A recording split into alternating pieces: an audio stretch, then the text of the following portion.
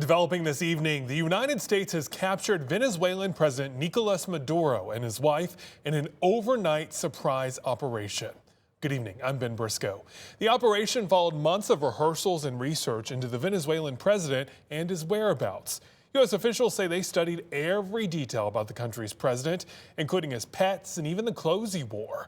Video shows the moment explosions lit up the early morning sky in Venezuela's capital. Just hours ago, Venezuela's president and his wife landed in New York, where they're expected to face multiple federal drug trafficking charges. President Donald Trump says the United States will run Venezuela until there can be a smooth transition of power. Trump also mentioned tapping into the country's oil.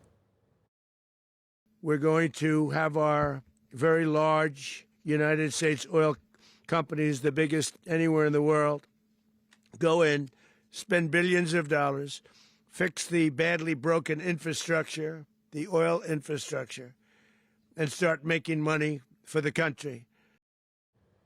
And today, lawmakers from the Triad are responding to the strike, including District 9's Representative Richard Hudson, who posted online, "Accountability finally came.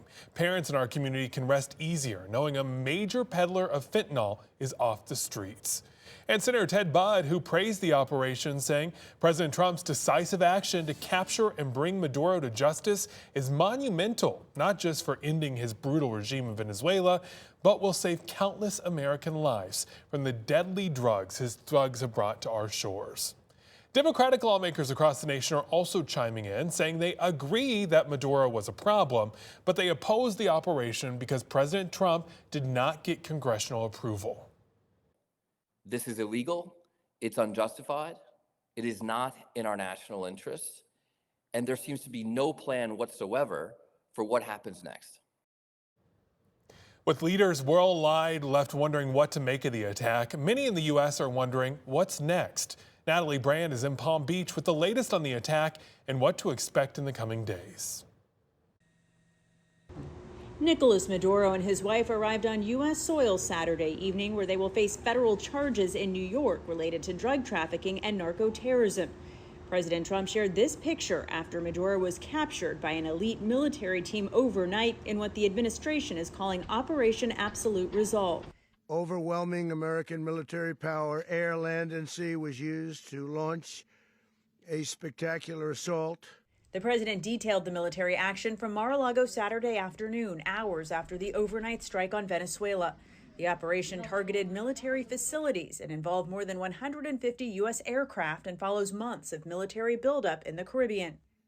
President Trump also says the U.S. will run the country until a safer and proper transition can occur, without specifying exactly how that will work. Well, you know, they always say boots on the ground. So we're not afraid of boots on the ground. Are you concerned that bad elements of the Maduro regime will remain in place? Well, we know who they are. We're on them. And they're acting much differently now than they would have acted 2 days ago. The Trump administration is defending its decision not to notify Congress ahead of the strike, but Democratic lawmakers are blasting the move and questioning what comes next. Yes, Maduro is illegitimate. A lot of leaders are illegitimate in the world, thinking you can simply reach in like we're playing some game of Risk and remove them and then wash your hands of it and everything's fine. Well, we've learned that that's just not the way it plays out most of the time. Venezuela's vice president insists Maduro remains the leader, calling the U.S. action a violation. Natalie Brandt, CBS News, West Palm Beach.